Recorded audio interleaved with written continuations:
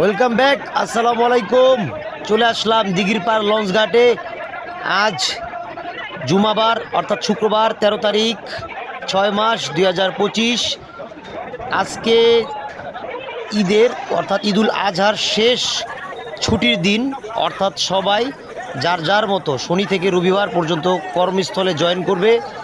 আজকে শেষ ছুটির দিন হিসেবে যারা ঢাকার উদ্দেশ্যে রওনা দিবে, দেখেন লঞ্চ পুরা বোঝাই, তিল পরিমাণ জায়গা নেই।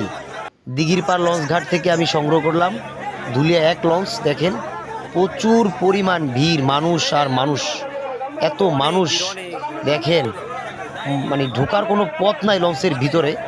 আপনারা জানি না কতটুকু দেখতে পাচ্ছেন, যাই হোক আপনাদের সামনে তুলে ধরলাম। প্রচুর পরিমাণে ভিড়, সবাই যার যার চিরচেনা কর্মস্থলে আবারও ফিরে যাচ্ছে। ঈদের ছুটি শেষে প্রিয়জন ছেড়ে আবার প্রিয়জন নিয়ে যার যার সেই চেনা সেই পরিচিত কর্মস্থলে আবার পেটের তাগিতে যোগ দিচ্ছেন। যাই হোক, সবার যাত্রা শুভ হোক, সুস্থ হোক এবং সুন্দর মতো যেন যার যার গন্তব্যে পৌঁছাতে পারে। সবার জন্য দোয়া রইল। সবাই সুস্থ থাকবেন, ভালো থাকবেন। বিদায় নিচ্ছি। নতুন ভিডিও নিয়ে খুব শীঘ্রই আপনাদের সামনে ইনশাআল্লাহ হাজির হব। আসসালামু আলাইকুম।